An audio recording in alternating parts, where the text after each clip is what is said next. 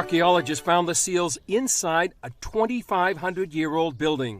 Inside this building, as a result of very gentle work that include also sifting of the finds, sifting of the airs in order to find all these tiny artifacts, we discovered, among other stuff, 2 Hebrew seals, one with the name of a man, Sariyahu ben Shvaniyahu, Sariyahu ben Shvaniyahu, Sariyahu ben Shvaniyahu.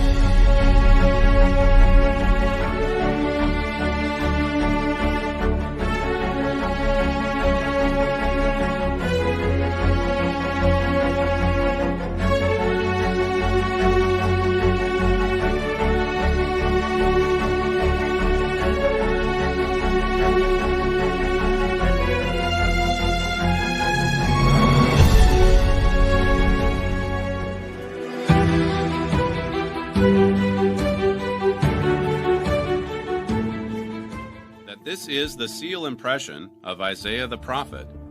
Consider, first, it is indisputable that this seal is inscribed with the Hebrew name for Isaiah. While this name was undoubtedly common in ancient Judah, it is rare for an individual to have his own private seal. Only important officials or royalty bore their own private seal, so whoever this Isaiah was, he was important. Second, the position of the text in relation to the outer edge of the bulla suggests that there is space in which added lettering would almost certainly have existed. Third, consider too that there are only 3 potential options for the identity of the missing letter in Navi. The most logical and the most natural explanation is that it was an aleph. With an aleph, the word Navi means prophet. Among all the bullae from the excavation, this bulla was impressed by the seal of Yeshayahu Hanavi, Isaiah the prophet. Yeshayahu.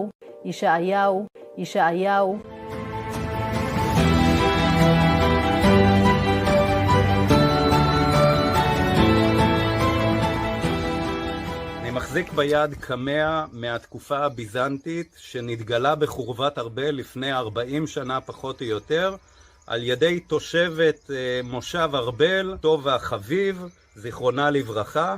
הפריט הועבר לידי רשות העתיקות. הקמע והסצנות שמופיעות עליו מאוד מעניין, ממש מרתק. אפשר לראות בצד הפנים של הקמע דמות של רוכב על גבי סוס שמקיפה את הסצנה, ובה כתוב ביוונית, האל האחד המנצח את הרוע. מתחת יש לנו את האותיות איוטה, אלפא, אומגה וטאו, אותיות היווניות, ואז בעצם הדבר מספר לנו שגם יהודים ענדו קמעות מהטיפוס הזה, טיפוס מיוחד, כשהמטרה הייתה להגן מפני רוחות רעות, שדים ועין הרע. O amuleto foi provavelmente produzido na região para proteger contra demônios, e a maldição mágica conhecida como mal-olhado, uma velha crença mantida em todo o mundo antigo pelo menos desde o século VI a.C. de acordo com esta crença. Acredita-se que o amuleto, que já foi usado em um colar, data de cerca de 1500 anos atrás, durante o período bizantino de acordo com a Autoridade de Antiguidades de Israel, IAA.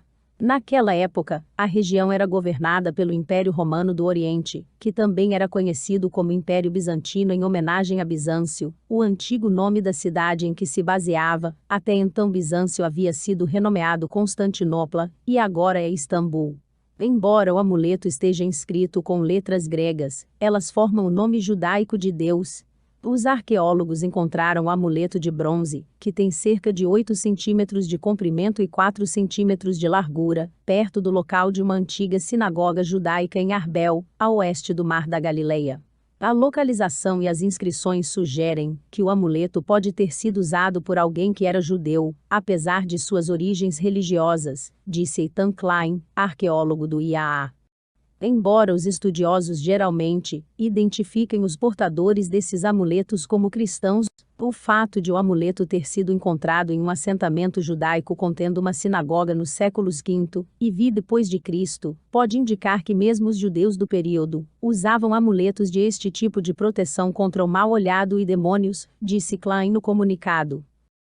Esse tipo de amuleto era relativamente comum na época na região da Galileia e no que hoje é o Líbano. Às vezes, são conhecidos como uma forma do selo de Salomão, em homenagem ao lendário rei israelita.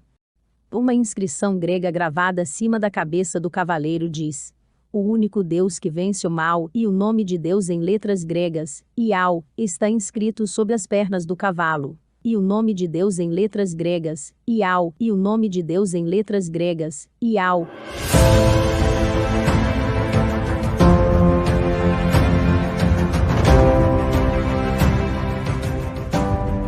שלום אלי, שלום רעות.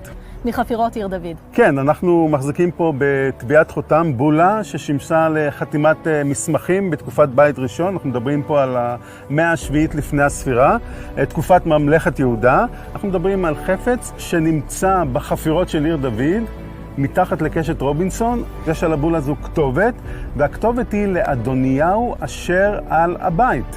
אדוניהו, אדוניהו, אדוניהו, אדוניהו. המשמעות של התפקיד הזה, אשר על הבית. אשר על הבית זה השר הבכיר ביותר בממלכת יהודה. זה השר הכי מקורב למלך. גם השם אדוניהו. אדוניהו, אדוניהו, אדוניהו, אדוניהו. כן, הוא מופיע בקשר לשלוש דמויות שאנחנו מכירים בתנ"ך. המפורסם ביותר זה אדוניהו, הבן של דוד. Shalom, this is Nehemiah Gordon, and I'm here today in Jerusalem with Professor Emeritus at Hebrew University of Jerusalem, Bezalel Porton. Professor Porton is best known as the editor of the Elephantine Papyri, one of the most important collections of documents in Jewish history. So here Professor Porton is opening up one of his books. How many volumes is this book? Four. It's 4-volume, and the official title is? Textbook of Aramaic Documents from Ancient Egypt. 5th pre-Christian century, there was stationed on the island of Elephantine, which lies opposite Aswan, a Jewish military colony. Mm-hmm. And then when the Persians conquered in 525, the Jews already had a temple there. And we have a list of contributors. Each one gave 2 shekels to the god Yahu. That's the way he was called at Elephantine. I can't let that go. Finish your sentence, then we got to talk about that. They're all Hebrew names, the same that we find in the book of Jeremiah. Mm-hmm. Okay, you mentioned how, you mentioned the god Yahu. Talk to us a little bit about how, and you're talking about what we know in Hebrew as Yud-He Vav-He, the tetragrammaton. In my book, I mentioned that in Greek texts, we do have that spelling. Yahweh. So if you take that Greek form from 4Q120 in the Dead Sea Scrolls and you combine it with what we find in Elephantine, there is an Aramaic form of God's name. Does that mean they spoke that name in Elephantine? Did the people that worship Yahweh? Did the people that worship Yahweh? Did the people that worship Yahweh?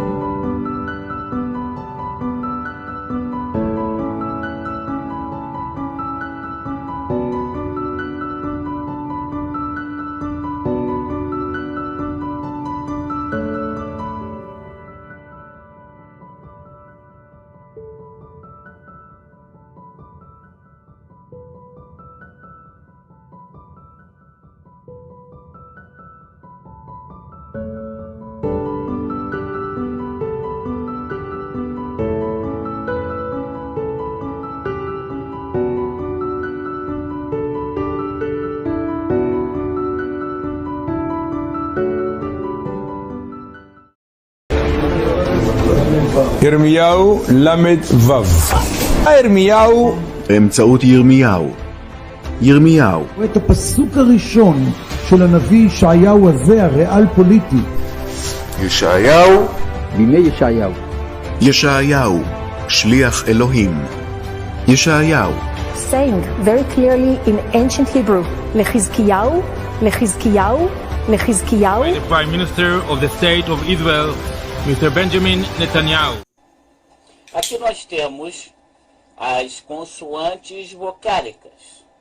Veja aqui, nós temos o Yod, temos o Re, temos o Vav. Essas três letras são consoantes vocálicas. Elas podem ser consoantes e podem ser traduzidas como vogais. Vejamos então, como vogais, o Yud, primeiramente o Yud, ele é um I. O Re, ele é um A. O Vav é a letra U. Nós temos aqui, agora, vamos compreender como nós chegamos às vogais. Como nós chegamos às vogais? Vejamos. Aqui neste gráfico, nós vamos estudar. Deixa eu centralizar aqui para todos poderem ler e ver de maneira plena. Então, nós temos o Re, veja aqui, nós temos esse triângulo, e aqui nós temos o Re. Veja que nesta ponta nós temos o Yod, e nesta outra ponta nós temos o Vav. Então, esta fusão de sons primários produzem as vogais. Veja bem, quando nós já sabemos, quando nós temos o Yod, o Re e o Vav, então nós temos as três consoantes vocálicas. São três sons fundamentais. Veja bem, se nós pegarmos, então, o Re e adicionarmos com o Yud, nós teremos, então, A mais I. Então, se você fundir essas duas vogais, nós temos a vogal E. Se nós pegarmos o Re e mais o Vav e colocarmos A mais U, então nós temos a vogal O. Essa fusão são os sons primitivos que produz as vogais. Vejamos então uma nova explicação. Vejamos aqui uma outra explicação. Vamos então centralizar aqui a página para todos compreenderem de maneira plena. Veja que os sons fundamentais, na realidade, eles são a base do tetagrama. Veja que aqui está o tetagrama. Veja o Yud, o Re, o Vav e o Re. Então nós temos esse Re final. Nós temos que nos lembrar que o Aleph e o Re, no fim da palavra, no fim das palavras, eles são mudos. O Re é mudo no fim de uma palavra. Então nós temos basicamente aqui essas três vogais. Nós temos o Yud, nós temos o Re e nós temos o Vav. Ou seja, nós temos o I, nós temos o A e nós temos o U. Então esta é a base do tetagrama. Nós temos a vogal I, a vogal A e a vogal U. Então veja que este Re é um Re final. Lembre-se, no fim de uma palavra, o Aleph e o Aleph e o Re, eles são mudos. Lembre-se, sinais massoréticos não são letras hebraicas. Não devemos colocar sinais massoréticos em letras hebraicas. Sinais massoréticos são apenas acessórios. Não são letras hebraicas. Então nós temos na realidade aqui o tetragrama sem nenhum sinal maçorético. É desta forma que devemos escrever o tetragrama, sem nenhum sinal maçorético. Então nós temos a base. Tirando este remudo, nós temos então no tetragrama o Yud, nós temos o Rei, nós temos o Vav. Ou seja, nós temos o I, nós temos o A e nós temos o U. Yau, Yau, Yau. Olha, os sons vocálicos I, A, U. Eles representam sons primários das línguas, dos países, das nações. Então, veja, esse é o primeiro som que alguém, um ser humano, pronunciou em sua existência. Veja bem, em sua vida na Terra, este é o primeiro som pronunciado por um ser humano. Shall become 1,000, and 1,000, 10,000, and 1,000,000, and more. We will do this. Good. My message will not die.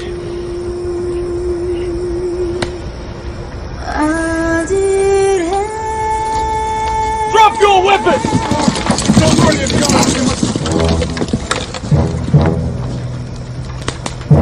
Which of you is Yoshua of Nazareth? Which of you is Yoshua?